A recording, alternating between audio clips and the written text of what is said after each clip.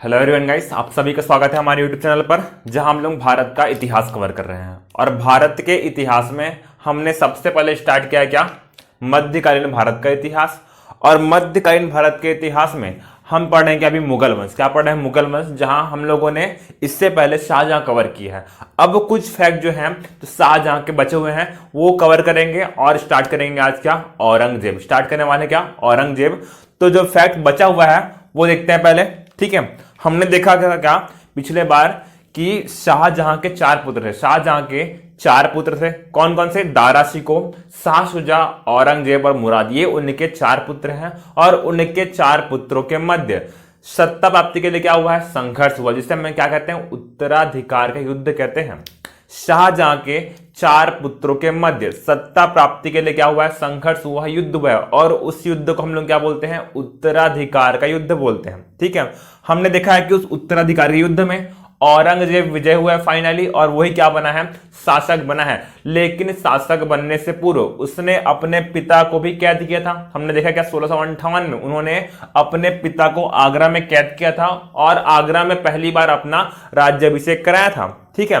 तो 1658 में शाहजहां को कैद किया गया और इसके ठीक 8 साल बाद, ठीक 8 साल बाद, 1658 के ठीक 8 साल बाद, मतलब 1666 ईस्वी में शाहजहां की मृत्यु हो जाएगी। 8 वर्ष के कठोर बंदी जीवन के पश्चात 1666 में शाहजहां की मृत्यु हो जाएगी। और उनकी मृत्यु के बाद ताजमहल में ही उनकी कब्र बनाई जाएगी। ध्यान देना, इनकी प्रिय बेगम कौन थी, शाहजहां की प्रिय बेगम कौन थी, मुमताज महल थी, जिनकी याद में क्या बनाया गया था, ताजमहल बनवाया गया था।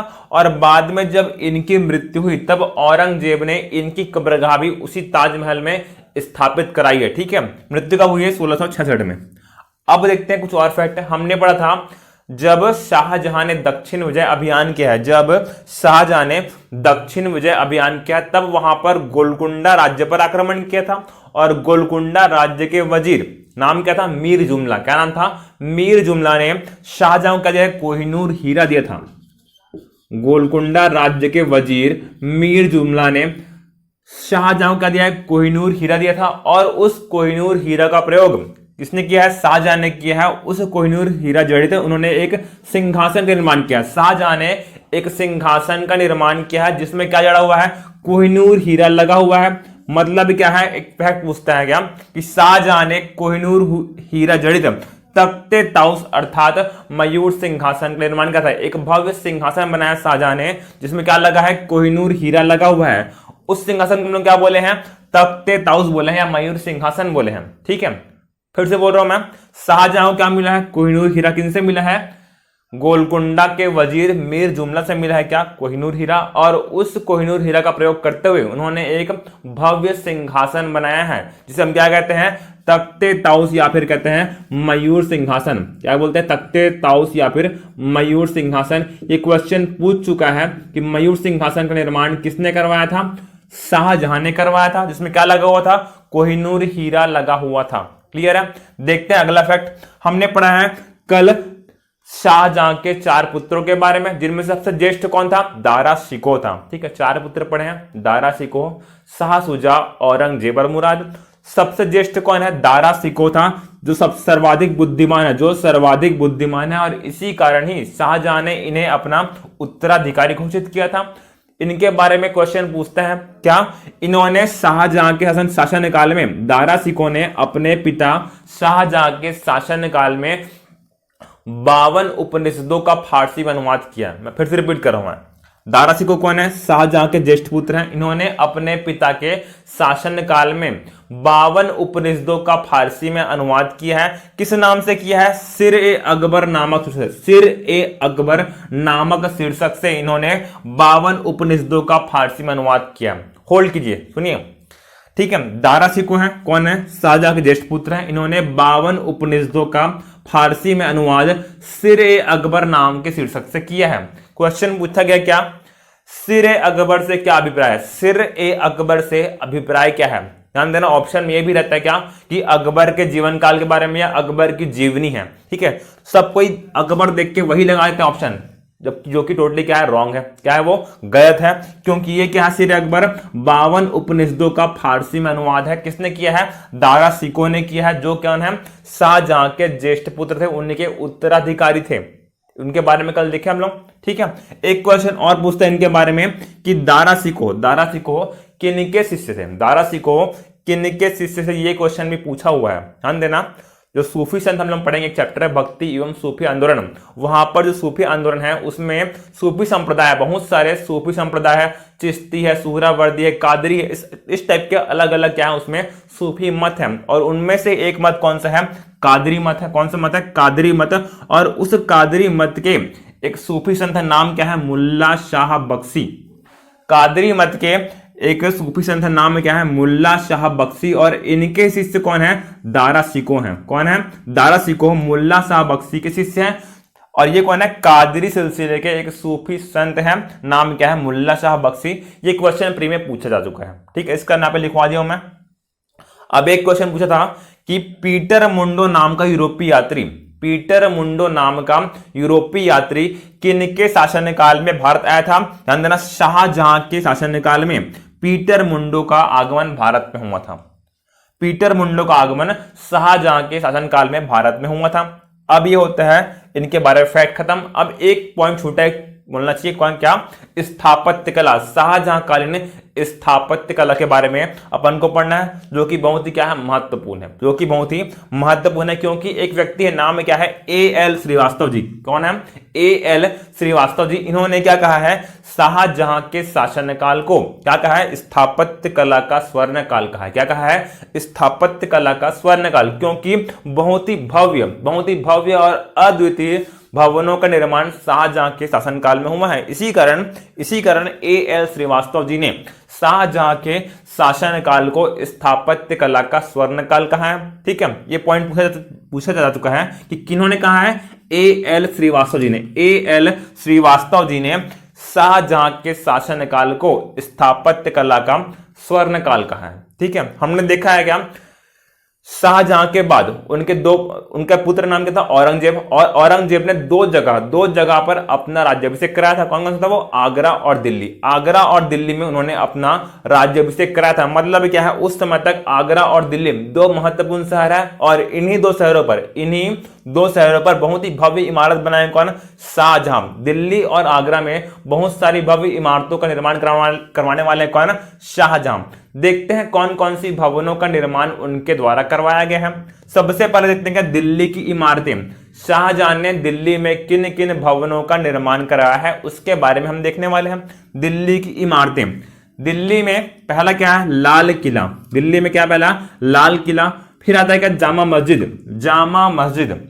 होल्ड की दो मिनट, ठीक है। अगर क्वेश्चन आया है, बदायूं की जामा मस्जिद का निर्माण किसने करवाया था, इल्तुतमिश ने करवाया था।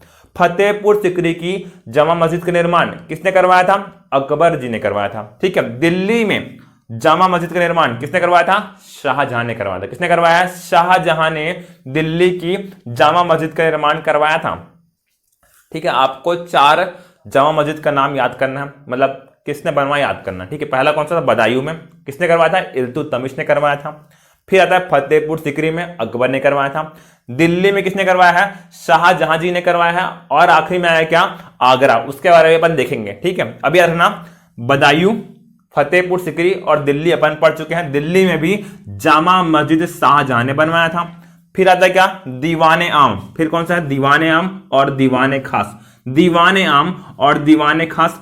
फिर आता है रंग महल, शीश महल और चांदनी चौक। रंग महल, शीश महल और चांदनी चौक, ये फेमस चौक है चांदनी चौक, बहुत ही महत्वपूर्ण है, ठीक है। पूछ सकता है क्वेश्चन, ध्यान देना। इनकी एक पुत्री थी जहां आरा बेगम, ठीक है। शाहजहां की एक पुत्री है जहां आरा बेगम। उनको शॉपिंग का भयंकर शौक है, ठीक है। उनको शॉपिंग का बहुत शौक है, तब वो देश विदेश घूमती है शॉपिंग करने के लिए। और ये बात शाहजहां को क्या लगी, क्या बेचारी घूम रही बार बार, उसको शॉपिंग करना है, क्यों ना यहीं पर एक मार्केट बना दूं, क्यों ना दिल्ली में ही एक मार्केट बना दूं जहां मेरी बेटी एक जगह है और व्यापारी आए, और व्यापारी यहां पर आकर सामान बेचे देश विदेश से, ताकि उनकी बेटी वहीं पर रहे और उनको कहीं जाना ना पड़े। तब उन्होंने एक मार्केट का निर्माण किया है, उसको हम लोग क्या बोले हैं, चांदनी चौक बोले। क्या बोले हैं, चांदनी चौक। लाल किला, जामा मस्जिद, दीवाने आम, दीवाने खास, रंग महल, शीश महल और चांदनी चौक। इन सभी चीजों का निर्माण शाहजहां ने कहां करवाया है? दिल्ली में करवाया है। ये आपको याद करना है, इन सब के नाम आपको याद होने चाहिए, क्योंकि शाहजहां के बारे में पूछ सकता है कायक क्वेश्चन। कथन को स्पष्ट कीजिए, कथन को स्पष्ट कीजिए। फिर कथन यहां पर है क्या? शाहजहां का शासनकाल स्थापत्य कला का स्वर्ण काल है। ठीक है, और इस कथन को स्पष्ट करने बोलेगा, तब शुरू में इंट्रोडक्शन देंगे, उसके बाद कौन कौन सी भवनों का निर्माण उनके द्वारा करवाया गया है इस बारे में हमको लिखना ही पड़ेगा, तब ये फैक्ट वहां पर काम आने वाला है। क्लियर है? देखते हैं अब आगरा में, आगरा में कौन कौन से भवनों का निर्माण शाहजहां के द्वारा करवाया गया था। एक तो सबको पता है क्या? ताजमहल। सबको पता है क्या? ताजमहल, जहां पर शाहजहां और मुमताज महल दोनों की क्या है? कब्रगाह है। ताजमहल में शाहजहां और मुमताज महल दोनों की क्या है? कब्रगाह है। कहां है ये? आगरा में है। क्वेश्चन आएगा, ताजमहल के वास्तुकार कौन है? ताजमहल के वास्तुकार कौन है? ध्यान रखना, उस्ताद अहमद लाहौरी जी। उस्ताद अहमद लाहौरी जी क्या है? ताजमहल के वास्तुकार है। ये क्वेश्चन पूछ सकता है, ध्यान रखना। ये कभी नहीं पूछेगा कि ताजमहल किसने बनवाया है, वो हम सबको पता है, वो हम सबको पता है कि शाहजहां जी ने बनवाया था। ये कभी भी नहीं पूछेगा। पूछ सकता है क्या कि ताजमहल के वास्तुकार कौन है? उस्ताद अहमद लाहौरी जी। कौन है? उस्ताद अहमद लाहौरी जी ताजमहल क्या है? वास्तुकार है। इसके अलावा उन्होंने क्या बनाया है? आगरा में मोती मस्जिद। क्या बनवाया है? आगरा में मोती मस्जिद। जैसे जामा मस्जिद 3-4 जगह है ना, वैसे ही मोती मस्जिद भी एक जगह और है, इसलिए आपको यहां पर याद करना है क्या? आगरा में मोती मस्जिद किसने बनवाया था? शाहजहां ने। आगरा में मोती मस्जिद शाहजहां ने बनवाया है। साथ ही साथ उन्होंने आगरा में क्या बनाया है? जामा मस्जिद भी बनवाया है। आगरा में जामा मस्जिद शाहजहां जी ने बनवाया था। इस तरह से कुल 4 जामा मस्जिद अपन पढ़ चुके हैं। कुल 4 जामा मस्जिद अपन पढ़ चुके हैं। पहला कहां पढ़ते? बदायूं में। किसने बनवाया था? इल्तुतमिश ने। फिर पढ़ेगा फतेहपुर सिकरी में, अकबर ने। आगरा और दिल्ली में किसने बनवाया है? शाहजहां ने बनवाया है। आगरा और दिल्ली में शाहजहां ने क्या बनवाया है? जामा मस्जिद बनवाया है। इस तरीके से शाहजहां आपका समाप्त होता है, शाहजहां आपका समाप्त होता है। अब देखते हैं औरंगजेब के बारे में, इनके पुत्र औरंगजेब के बारे में देखते हैं अपन।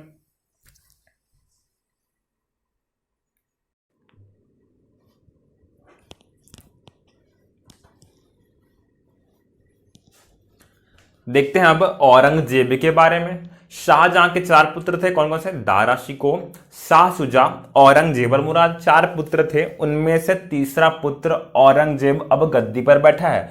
उत्तराधिकार के युद्ध में विजय होने के पश्चात औरंगजेब ने गद्दी प्राप्त की है और वही क्या हुआ है? अब शाहजहां का उत्तराधिकारी हुआ है। देखते हैं उनके बारे में। उनका जन्म कब हुआ था? 1618 में। औरंगजेब का जन्म 1618 में उज्जैन के निकट दोहद नामक स्थान पर हुआ था। औरंगजेब का जन्म 1618 में उज्जैन के निकट दोहद नामक स्थान पर हुआ था। हमने देखा क्या? उत्तराधिकार के युद्ध के पश्चात, सामूगढ़ के युद्ध के पश्चात औरंगजेब ने 1658 में आगरा में अपना राज्याभिषेक कराया था। उसके बाद जब खजुआ और देवराय का युद्ध होगा, तब देवराय के युद्ध में फाइनली दारा शिकोह को पराजित करने के पश्चात उन्होंने दिल्ली में भी अपना राज्याभिषेक कराया। कब? 1659 में। मतलब क्या है? औरंगजेब का 2 बार राज्याभिषेक हुआ है। कब? 1658 में आगरा में और 1659 में दिल्ली में। 2 बार इनका राज्याभिषेक हुआ है। किसका? औरंगजेब का।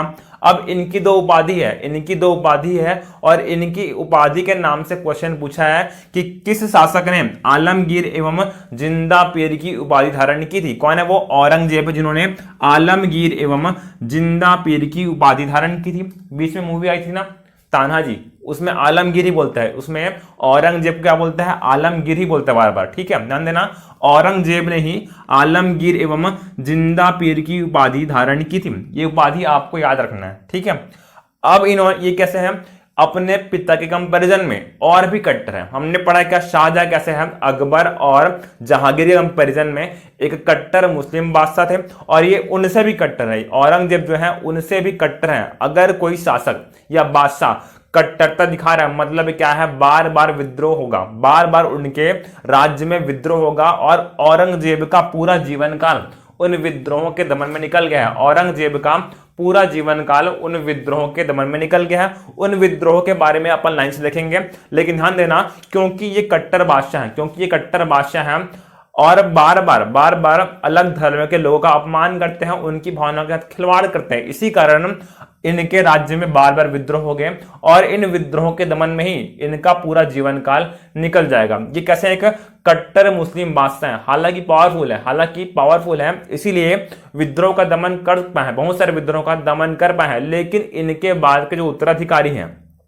ठीक है, वो कैसे हैं, निर्बल है और इसी कारण उन विद्रोहों का दमन नहीं कर पाते। इनके उत्तराधिकारी विद्रोहों का दमन नहीं कर पाएंगे और क्या होगा, धीरे धीरे मुगल साम्राज्य का पतन हो जाएगा। लेकिन आरंभ कहां से हुआ है, औरंगजेब की निष्ठुर और कठोर नीति के कारण क्या हुआ है, मुगल साम्राज्य का पतन प्रारंभ हुआ है। क्योंकि कैसे है, एकदम कट्टर बादशाह कौन, औरंगजेब, जिसने भारतीयों को, जो भारतीय हिंदू है यहाँ पर, उनकी भावनाओं को ठेस पहुंचाई है और इसी कारण क्या हो रहा है, बार बार के राज्य में विद्रोह हो रहा है और वहीं से ही पतन प्रारंभ होता है। जब मैं पहली क्लास लिया हूं वहां पर बताऊं क्या, मध्यकालीन भारत का इतिहास, वहां पर लिखे थे अपन क्या, 712 से लेकर 1707 ईस्वी तक।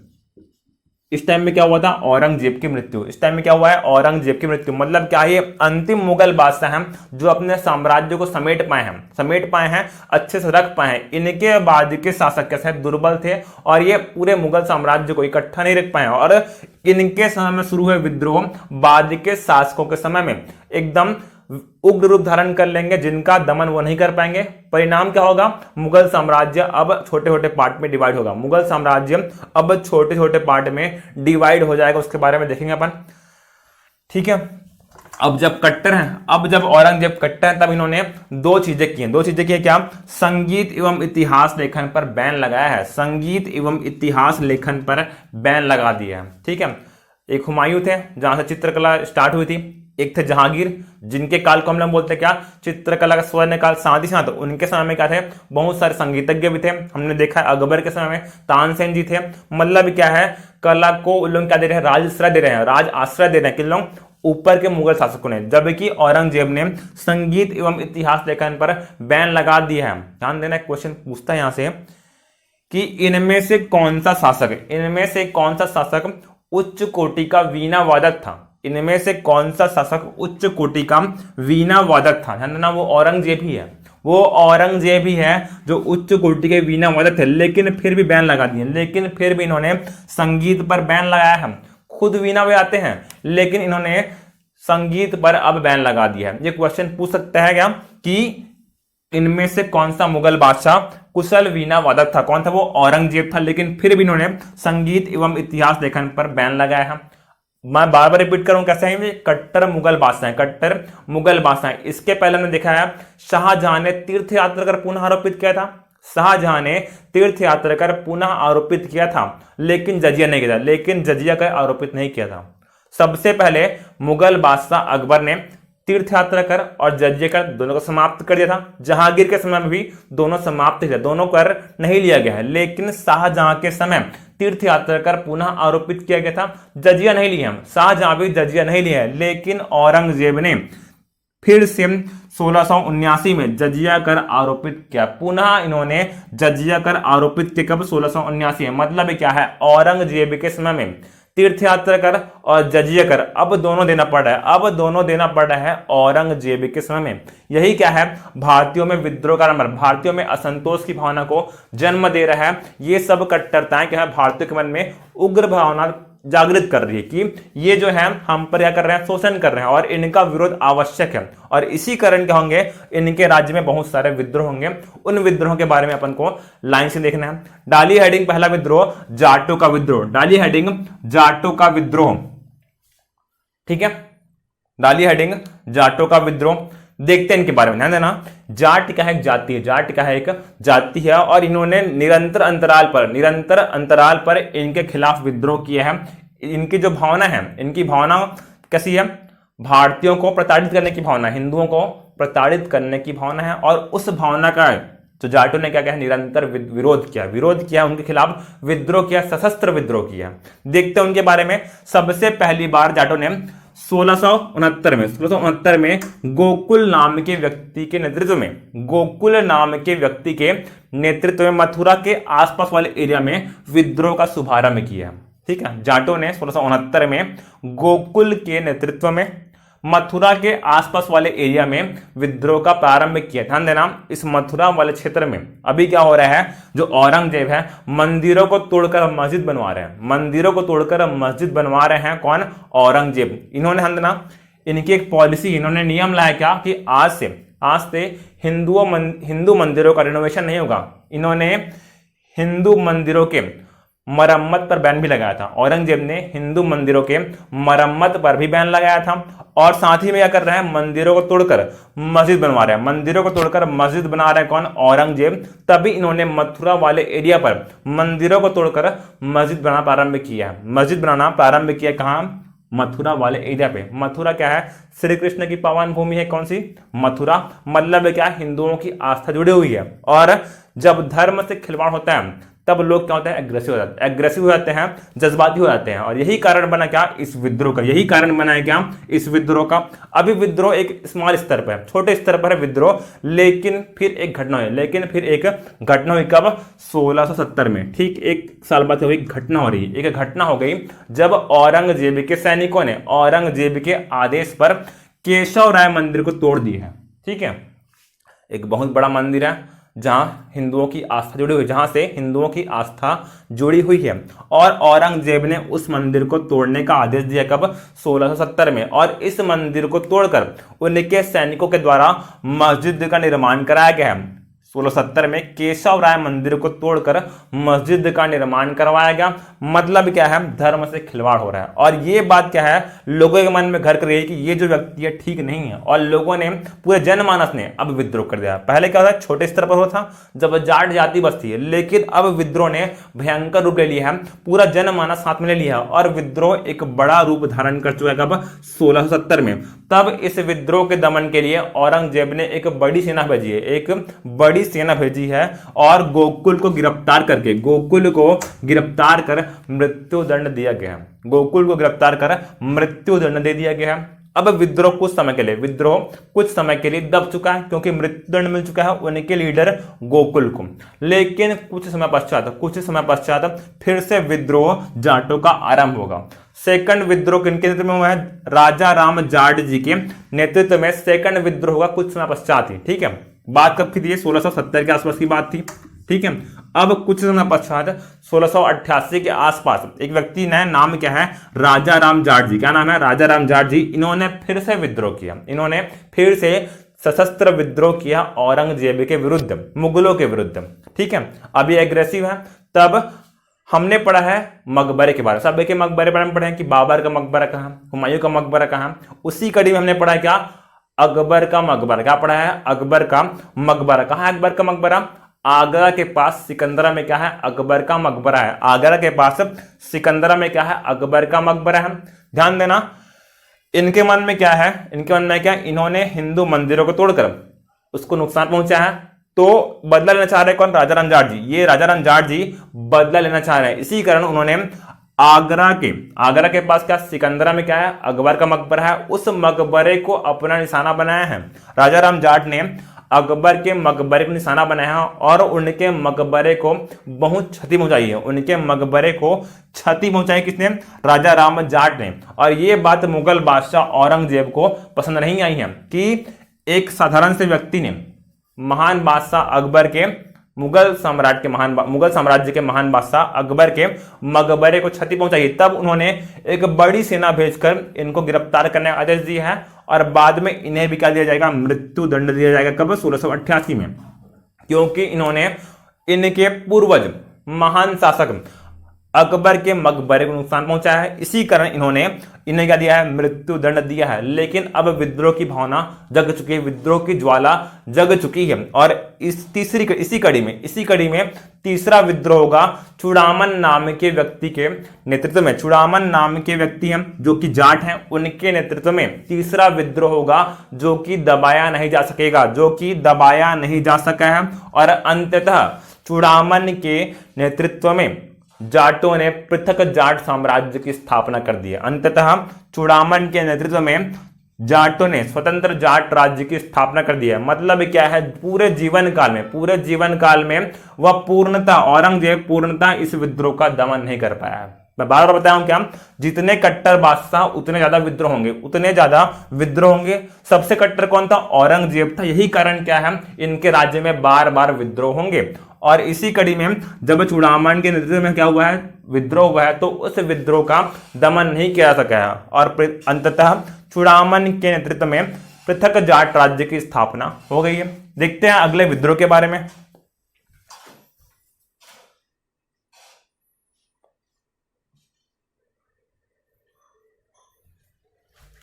देखते हैं अगले विद्रोह के बारे में। औरंगजेब के शासनकाल में हुए अगले विद्रोह के बारे में देखते हैं। कौन सा अगला विद्रोह, सतनामियों का विद्रोह। अगला विद्रोह कौन सा है, सतनामियों का विद्रोह। देखते हैं सतनामी है कौन, ध्यान देना। ये मेवात और नारानौल वाले क्षेत्र में क्या है, किसान है। मेवात और नारानौल का जो क्षेत्र है वहां के किसान हैं, जिन्हें हम लोग क्या बोल रहे हैं, सतनामी बोल रहे हैं। उस समय राजस्थान और गुजरात का एरिया, राजस्थान और गुजरात वाला एरिया है, जहां पर जो सतनामी है क्या है, किसान है। और उस क्षेत्र में इन्होंने विद्रोह किया। अब विद्रोह किया क्यों है, ध्यान देना। 1672 की बात है, 1672 की बात है, जब मुगल सेना के सिपाही इस क्षेत्र में आए हैं, और दादागिरी कर रहे हैं। और क्या कर रहे हैं, तब इनका सामना एक सतनामी साधु से हुआ है। तब मुगल सेना के सिपाही का सामना है, केवल एक ही सिपाही है, उसका सामना एक सतनामी साधु से हुआ है। और दोनों के मध्य क्या हो गया, किसी बात को लेकर विवाद हो गया। जब विवाद हुआ है तब ये अपनी ओर से कुछ और सैनिक बुलाएंगे, ये अपने ओर से कुछ और लोग को बुलाएंगे। मतलब क्या है, दो लोगों के बीच का विवाद अब गैंग वॉर बन चुका है। ठीक है, इधर से भी लोग आ गए, इधर से भी लोग आ गए, और एक बड़ा युद्ध टाइप का हो गया है। इस समय में क्या हो गया है, बहुत बड़े मारपीट के रूप में यह विद्रोह हो गया है, जहां ये भी झुकने को तैयार नहीं है और ये भी झुकने को तैयार नहीं है। तब एक व्यक्ति है, नाम क्या है, वीरभान। इनके नेतृत्व में सतनामियों ने औरंगजेब के खिलाफ विद्रोह कर दिया। उनकी कठोर नीतियों के खिलाफ विद्रोह कर दिया कि आपके सैनिक फालतू में यहाँ कर रहे हैं, दादागिरी कर रहे हैं। तब इन्होंने वीरभान के नेतृत्व में विद्रोह कर दिया। जब विद्रोह किया है तब औरंगजेब ने इस विद्रोह की गंभीरता को ध्यान में रखकर एक बहुत बड़ी आर्मी इनके दमन के लिए भेजी है। ध्यान देना, साधारण व्यक्ति हैं, इनके पास कोई बहुत बड़ी आर्मी नहीं है, ना ही क्या तोप है, ना ही क्या है तीर भाल अच्छे से। तब आसानी से इनका विद्रोह दबा दिया गया है। 1673 में इस विद्रोह का दमन कर दिया गया है। लेकिन फिर भी इन्होंने औरंगजेब को चैलेंज किया है। इससे यह भ्रम दूर उठा है क्या, कि अगर कोई व्यक्ति पावरफुल है, शक्तिशाली है, तो उसका विद्रोह नहीं करना चाहिए। ये बात अब नहीं रही है। मतलब अगर कुछ गलत हो रहा है तो विद्रोह करना चाहिए, ऐसा मैसेज दे रहे हैं कौन, ये सतनामी लोग दे रहे हैं। और इन्होंने औरंगजेब जैसे एक शक्तिशाली बादशाह के खिलाफ भी क्या है, विद्रोह किया है। कौन सा विद्रोह, सतनामियों का विद्रोह, जो राजस्थान और गुजरात वाले एरिया। देखते हैं अगले विद्रोह के बारे में। ये बहुत ही महत्वपूर्ण है। कौन सा, सिखों का विद्रोह। कौन सा है, सिखों का विद्रोह बहुत ही महत्वपूर्ण है।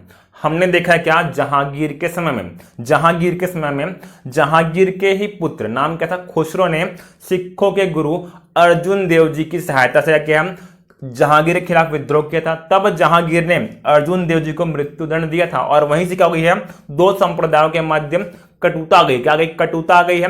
और जब बाद में औरंगजेब इतनी कट्टर नीति अपनाएगा, धार्मिक कट्टर नीति अपनाएगा, तब सिखों के द्वारा उनका विद्रोह किया जाएगा, उनके खिलाफ अगेंस्ट में विद्रोह किया जाएगा। इसी कड़ी में सिखों के नवे गुरु है, कौन है, तेग बहादुर जी। कौन है, गुरु तेग बहादुर जी। ये खुलकर औरंगजेब की नीतियों की आलोचना करते हैं, उनकी नीतियों की आलोचना करते हैं। कौन, गुरु तेग बहादुर जी, जो कि सिखों के नवे गुरु हैं, जो उनकी नीतियों की आलोचना करते हैं।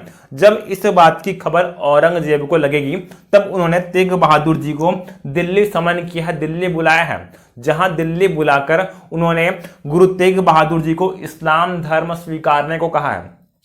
ठीक है, तेग बहादुर जी हैं वो खुलकर औरंगजेब की धार्मिक कट्टर नीतियों की आलोचना करते हैं, जिस कारण औरंगजेब ने तेग बहादुर जी को कहां बुलाया, दिल्ली बुलाया है और दिल्ली बुलाकर इस्लाम स्वीकारने को कहा है।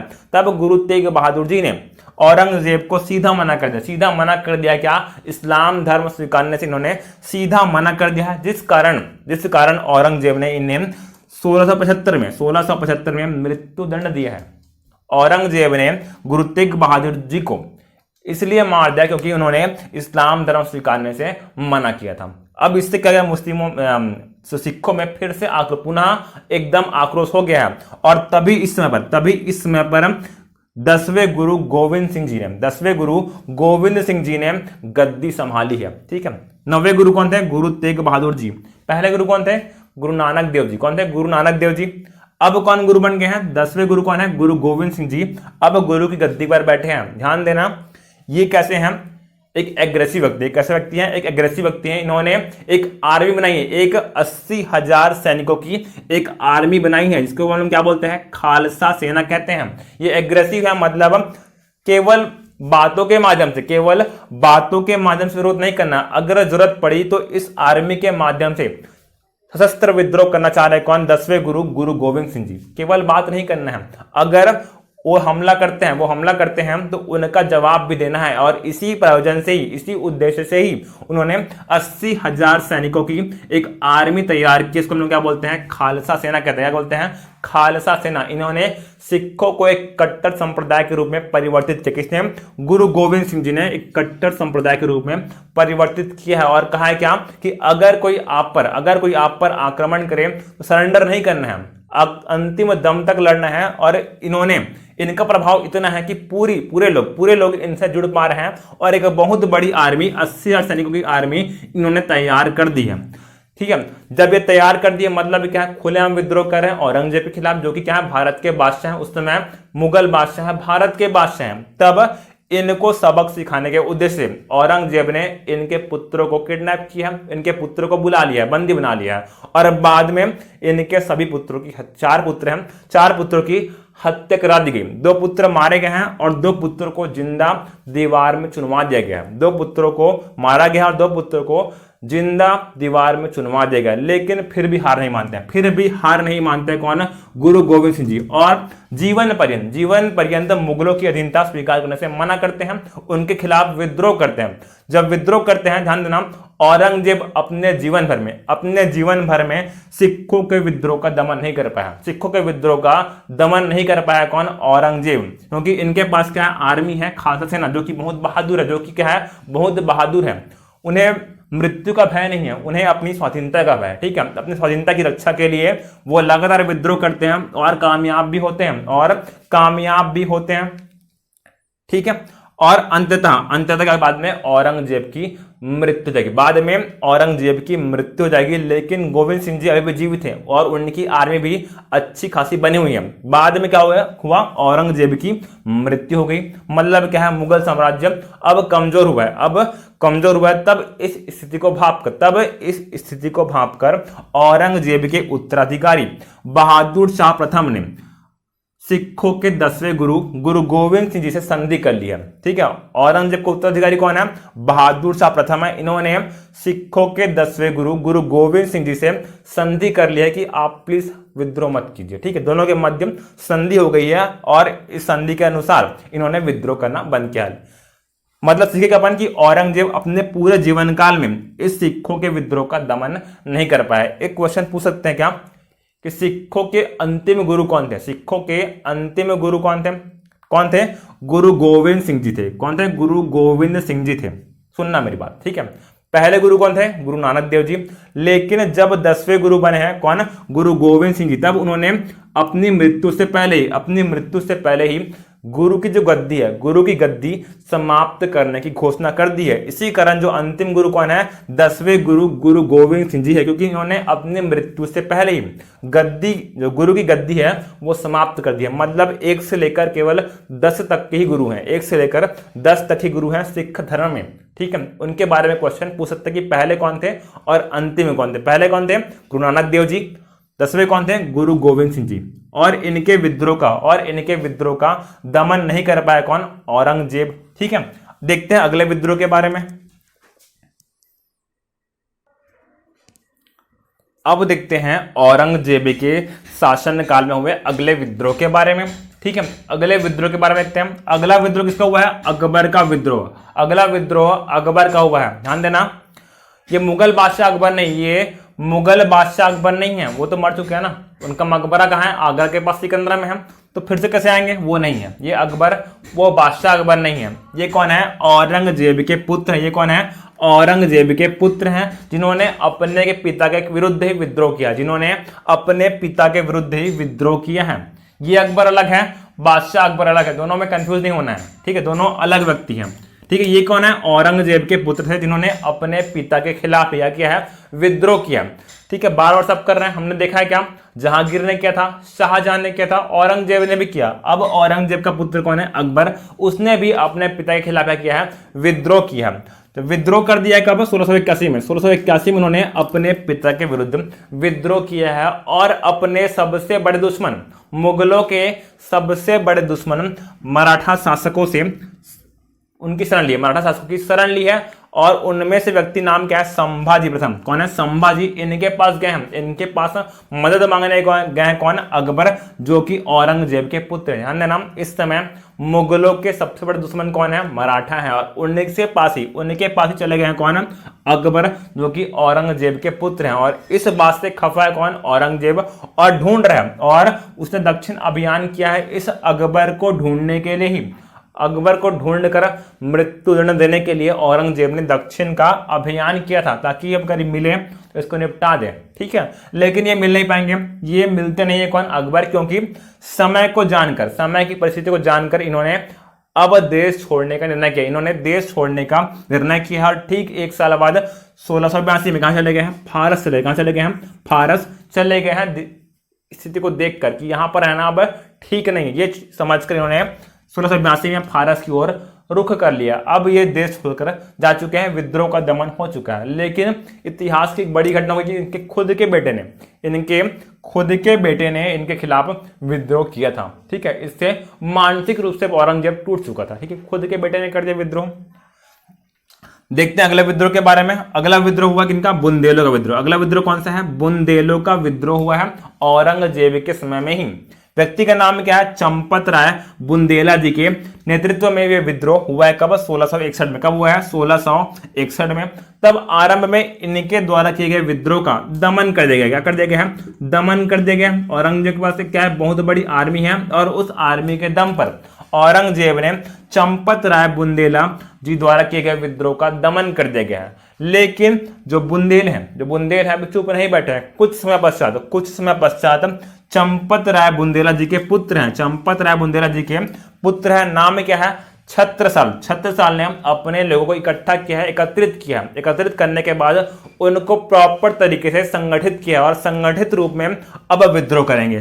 जो छत्रसाल हैं, चंपत राय बुंदेला के पुत्र हैं, इन्होंने अपने लोगों को संगठित किया है, और संगठित होकर ये औरंगजेब के खिलाफ विद्रोह कर रहे हैं। स्टार्ट कब हुआ है? 1672 में। स्टार्ट कब हुआ है?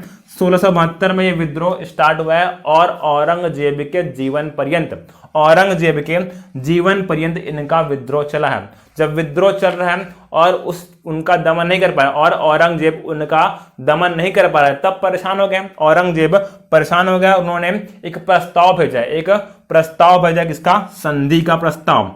औरंगजेब ने छत्रसाल से संधि कर ली। कब? 1705 में संधि कर ले कि अब अटैक मत करना, अब परेशान हो गए हैं, बहुत सारे विद्रोह हो रहे हैं, अब दमन नहीं कर पा रहे हैं, तो आप भी विद्रोह मत करो, हम लोग भी क्रूरता नहीं दिखाएंगे। इस तरीके से दोनों के मध्य हो गई है संधि, हो गई। कब? 1705 में।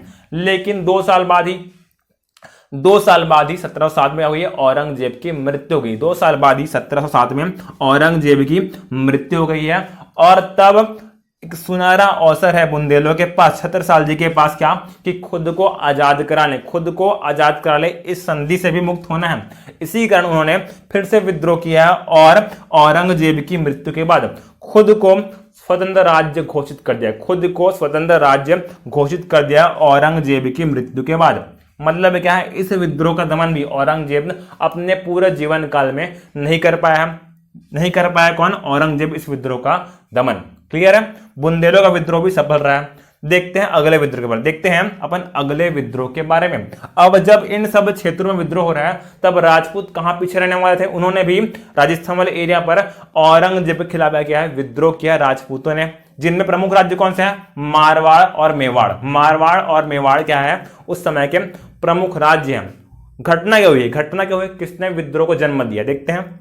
मारवाड़ के शासक का नाम क्या है? जसवंत सिंह। नाम क्या है? जसवंत सिंह जी उस समय मारवाड़ के शासक थे और कुछ दिनों बाद उनकी मृत्यु हुई। कुछ दिनों बाद उनकी मृत्यु हुई। मारवाड़ के शासक जसवंत सिंह जी की मृत्यु हो गई। जब मृत्यु हुई तब जो गद्दी है उनके पुत्र अजीत सिंह को मिलनी चाहिए थी।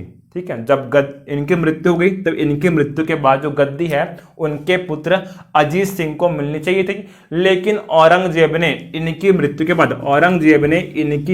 के बाद गद्दी पर कब्जा कर लिया। जैसे ही जसवंत सिंह जी की मृत्यु हुई औरंगजेब ने इनकी गद्दी पर कब्जा कर लिया है, मतलब इनका अधिकार क्या हुआ है? छिन चुका है। इनका अधिकार छिन चुका है। तब इन्होंने औरंगजेब के अगेंस्ट विद्रोह किया। में विद्रोह किया है, लेकिन औरंगजेब का एक बहुत बड़ी आर्मी है, ऊपर से यहाँ कब्जा भी कर चुके हैं। इसी कारण इस विद्रोह को दबाने में वो सफल रहे हैं। औरंगजेब ने 1679 में इस विद्रोह का दमन कर दिया। 1679 में औरंगजेब ने अपनी आर्मी के दम पर मारवाड़ के शासक अजीत सिंह के विद्रोह का दमन कर दिया। ठीक है, ध्यान देना। अब मेवाड़ कहां से आया पिक्चर में? मेवाड़ पिक्चर में आया कैसे? मेवाड़ के शासक कौन है? जयसिंह है। कौन है? जयसिंह इस समय मेवाड़ के शासक हैं। उन्होंने इस विद्रोह में, जब अजीत सिंह ने विद्रोह किया औरंगजेब के अगेंस्ट, तब जयसिंह ने अजीत सिंह का साथ दिया था। इस कारण औरंगजेब क्या है? इनसे भी खपा है और इनके खिलाफ भी विद्रोह करेगा। औरंगजेब अब जयसिंह के अगेंस्ट भी अपनी आर्मी को भेजेगा। जब आर्मी भेजी गई तब दोनों के मध्य क्या हुआ है? युद्ध हुआ है और अंततः जयसिंह और औरंगजेब के मध्य क्या हो गई है? संधि हो गई है। अंततः जयसिंह और औरंगजेब के मध्य भी संधि हो गई है। ठीक है, अटैक मत करना, हम भी अटैक नहीं करेंगे। इस तरीके से संधि हो गई है जयसिंह और औरंगजेब के मध्य। ठीक है, यह था राजपूतों के विद्रोह के बारे में। अब देखते हैं सबसे महत्वपूर्ण मराठों के संघर्ष के बारे में। देखते हैं मराठों के संघर्ष के बारे में।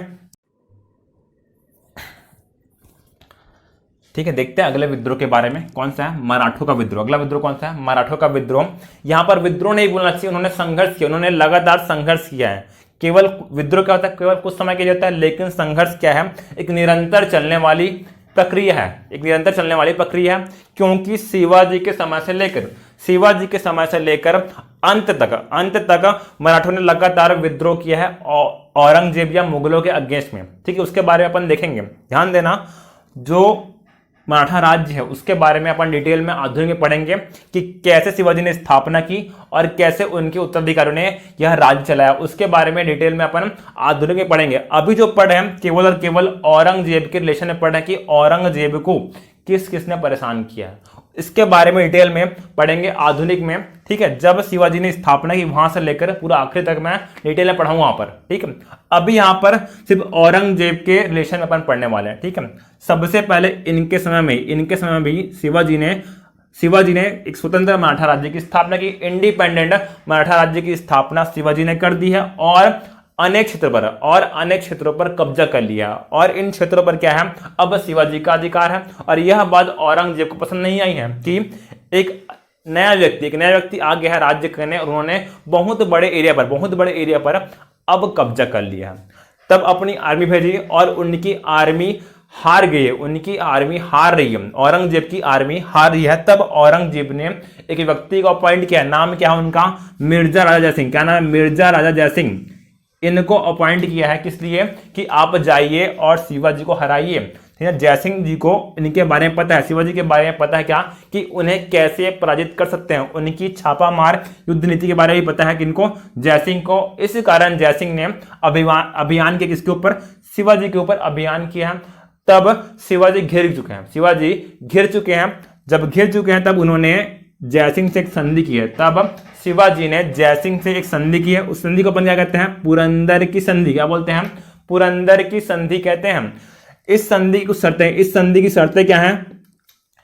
उस समय शिवाजी के पास कुल 35 किले हैं, 35 दुर्ग हैं। उस 35 किलों में से 23 किले मुगलों को देना पड़े हैं। ठीक है, 35 में से 23 किले अब मुगलों को देना पड़े हैं जय शिवाजी को। किसको? शिवाजी के द्वारा 35 में से 23 किले अब मुगलों को दे दिए गए हैं। साथ ही साथ शिवाजी ने एक बात मंजूर की है। क्या मंजूर किया? कि वो मुगल बादशाह औरंगजेब के दरबार में जाएंगे। ये बात शिवाजी ने एक्सेप्ट की है। ठीक है, और शर्त के अनुसार या संधि के अनुसार वो जब दरबार में जाएंगे तब उचित सम्मान ना मिलने पर उन्होंने औरंगजेब से दुर्व्यवहार किया।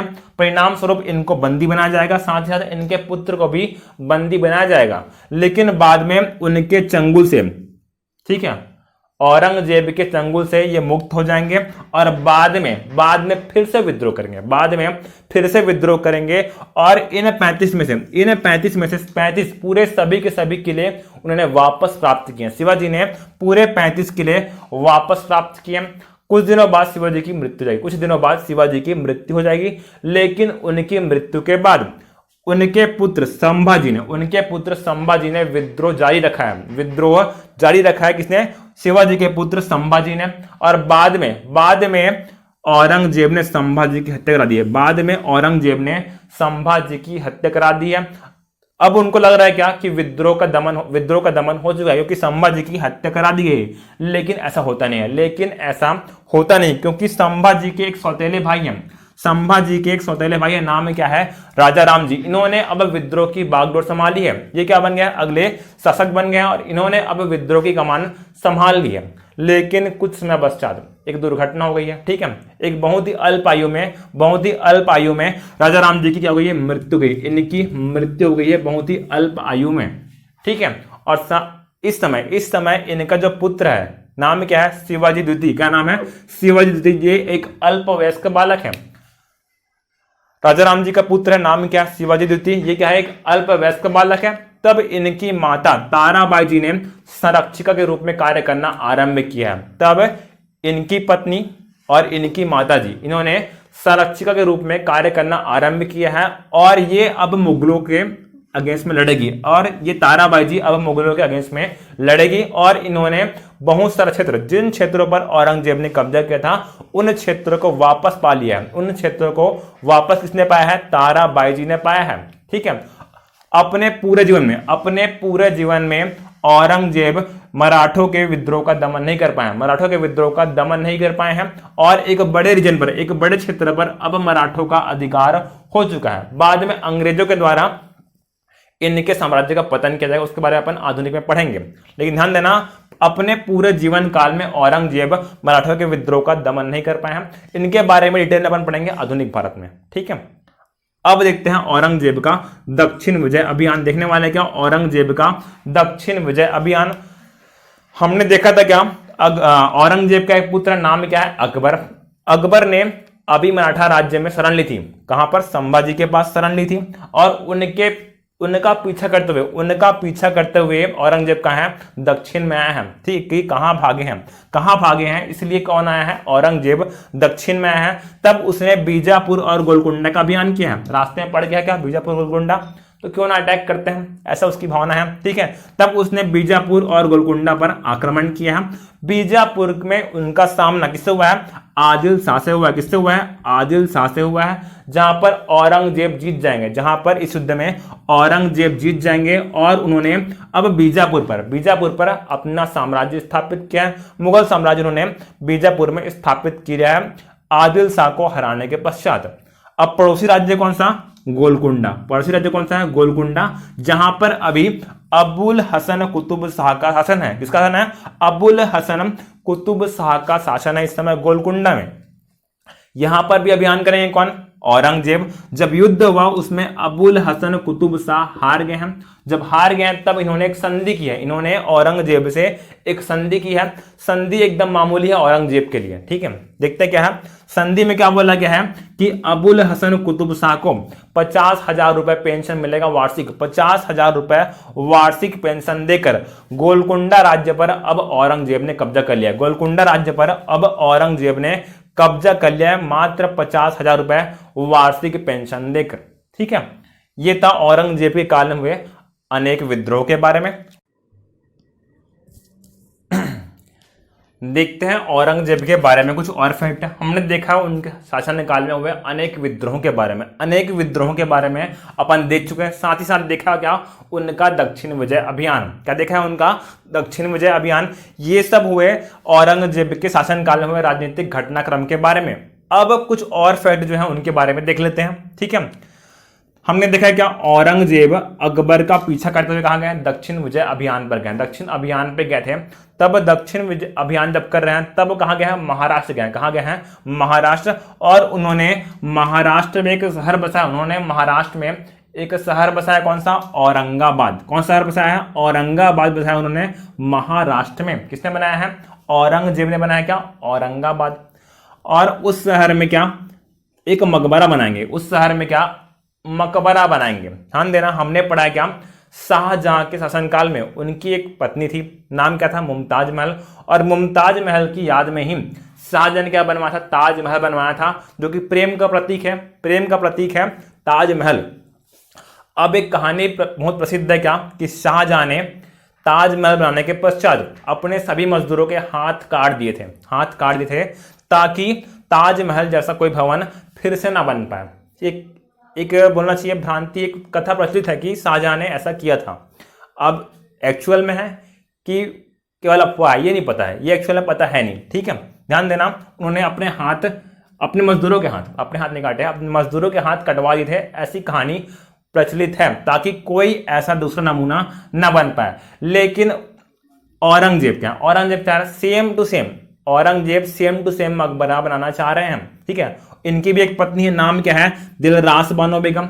औरंगजेब की पत्नी का नाम क्या है, दिलरास बानो बेगम। जब इनकी मृत्यु हो गई है तब औरंगजेब इनकी याद में सेम टू सेम मकबरा बनवाना चाह रहे हैं। ध्यान देना, शाहजहां ने अपनी पत्नी की याद में आगरा बनवाया था, और औरंगजेब अपनी पत्नी दिलरास बानो बेगम की याद में सेम टू सेम मकबरा, ताजमहल की नकल करके सेम टू सेम मकबरा इस औरंगाबाद में बनाना चाह रहे हैं, ठीक है। और उन्होंने ट्राई किया है, लेकिन जो शाहजहां की भविष्यवाणी है सही हुई है कि सेम टू सेम तो नहीं बन पाएगा, सेम टू सेम उतना भव्य नहीं बन पाया है। इसी कारण बोलते हैं क्या, इस औरंगाबाद शहर में जब औरंगजेब ने अपनी पत्नी दिलरास बानो बेगम की याद में मकबरा बनवाया, उस मकबरे का नाम क्या है, बीवी का मकबरा या राबिया उद दौरानी का मकबरा। क्या बोलते हैं सुन, बीवी का मकबरा या राबिया उद दौरानी का मकबरा कहते हैं, जिसे औरंगजेब ने औरंगाबाद शहर में अपनी पत्नी दिलरास बानो बेगम की याद में बनाया था। लेकिन उतना अच्छा नहीं बन पाया, ताजमहल जितना अच्छा नहीं बन पाया। इसीलिए कुछ इतिहासकारों ने इस बीवी के मकबरे को कहा है क्या, ताजमहल की फूहड़ नकल। क्या कहा है, ताजमहल की फूहड़ नकल कहा है, ताजमहल की फूहड़ नकल। मतलब उतना अच्छा नहीं बन पाया है, ताजमहल जितना अच्छा नहीं बन पाया। क्या ये बीवी का मकबरा कॉपी किए हैं, बट अच्छे से नहीं कर पाए हैं, कॉपी किए हैं लेकिन अच्छे से नहीं कर पाए हैं, और उतना सुंदर नहीं बना है जितना सुंदर क्या है, ताजमहल है। इसी कारण, लेकिन कॉपी तो है ना, इसी कारण इस बीवी के मकबरे का एक और नाम है क्या, दक्षिण का ताजमहल। क्या नाम है, दक्षिण का ताजमहल, ठीक है। बहुत सारा नाम होगा इसके। पहला क्या है, बीवी का मकबरा, फिर आता है राबिया उद दौरानी का मकबरा, फिर है क्या, दक्षिण का ताजमहल, और एक क्या है, ताजमहल की फूहड़ नकल। ये सब इस बीवी के मकबरे के नाम है, जो कि औरंगजेब ने औरंगाबाद शहर में बसाया था। वही औरंगाबाद है जहां MS धोनी और साक्षी मिले थे, ठीक है, ठीक है ना। अब देखते हैं कुछ और फैक्ट इनके बारे में। नौरोज, ठीक है, औरंगजेब ने नौरोज त्योहार पर रोक लगा दी है, औरंगजेब ने नौरोज त्योहार पर रोक लगाई थी, ठीक है। अगला पॉइंट क्या है, इन्होंने लाहौर में बादशाही मस्जिद का निर्माण करवाया था, औरंगजेब ने, ठीक है। अब देख रहे हैं क्या, स्थापत्य कला में इनका योगदान क्या है, ठीक है। इन्होंने लाहौर में बादशाही मस्जिद का निर्माण करवाया था। फिर क्या है, दिल्ली में मोती मस्जिद, मैं वहां पे जब शाहजहां पढ़े हैं तो वहां पे पॉइंट हाईलाइट किया था कि शाहजहां ने आगरा में मोती मस्जिद बनवाई थी, ठीक है। ध्यान देना क्वेश्चन, अब अगर पूछ रहा है आगरा में मोती मस्जिद किसने बनवाई है, शाहजहां ने। अगर क्वेश्चन पूछ रहा है दिल्ली में मोती मस्जिद किसने बनवाई है, औरंगजेब ने। किसने बनवाई है, औरंगजेब ने बनवाई है। अब एक क्वेश्चन पूछा है, ठीक है, प्री में पूछा था कि मुगल बादशाहों में सर्वाधिक हिंदू मनसबदार किनके समय में थे। ऑप्शन में क्या, अकबर, जहांगीर, शाहजहां और औरंगजेब। ध्यान देना, हम सबके मन में क्या है कि औरंगजेब कैसा है, कट्टर मुगल बादशाह है, मतलब क्या है, हिंदुओं को साइड करेगा, ऐसा हम सब सोचते हैं और तभी औरंगजेब को टिक नहीं करते हैं, लेकिन रॉन्ग है, आंसर गलत हो जाएगा, क्योंकि सर्वाधिक हिंदू मनसबदार औरंगजेब के समय में ही थे। सर्वाधिक हिंदू मनसबदार औरंगजेब के समय में ही थे। ये मनसबदारी प्रथा के बारे में डिटेल में पढ़ेंगे, जब पढ़ेंगे मुगल कालीन प्रशासन, तब मैं डिटेल में पढ़ाऊंगा कि मनसबदार है क्या, मनसबदारी व्यवस्था है क्या। ठीक है, तो अभी इतना याद रखना है क्या कि सर्वाधिक हिंदू मनसबदार औरंगजेब के समय में ही थे। ठीक है, कट्टर मुगल बादशाह कौन, औरंगजेब। साथ ही साथ टैक्स बढ़ा रहा है, साथ ही साथ इन्होंने टैक्स में भी वृद्धि की है, कर में भी वृद्धि की है। देखते हैं, अकबर के समय में उपज का 33% हिस्सा कर के रूप में, यानी कि 1/3 हिस्सा कर के रूप में देना पड़ता था, जबकि शाहजहां के समय उसमें बढ़ोतरी की गई है, अब उपज का 50% भाग कर के रूप में देना पड़ा था। लेकिन औरंगजेब के समय में 66% मतलब 2/3 भाग अब कर के रूप में देना पड़ रहा था। एक तो कट्टर मुगल है, ठीक है, कट्टर मुस्लिम व्यक्ति है, साथ ही साथ टैक्स बढ़ा दिए हैं। मतलब क्या है, यही कारण बना, यही सब कारण बना क्या है, इनके काल में हुए अनेक विद्रोह का। किसानी परेशान है और धार्मिक जो व्यक्ति है, जो दान पुण्य करते हैं, जो धर्म का आस्था मानते, धर्म में जिनकी आस्था है, उन सबको परेशान कर रहे हैं कौन, औरंगजेब, और इसीलिए इनके काल में बहुत सारे विद्रोह हुए हैं। ठीक है, औरंगजेब के बारे में समाप्त हुआ। ठीक है, कल देखेंगे औरंगजेब के उत्तराधिकारियों के बारे में, साथ ही साथ देखेंगे जो मुगल कालीन प्रशासन है उनके बारे में भी थोड़ा जानने का प्रयास करेंगे। ठीक है, थैंक यू क्लास।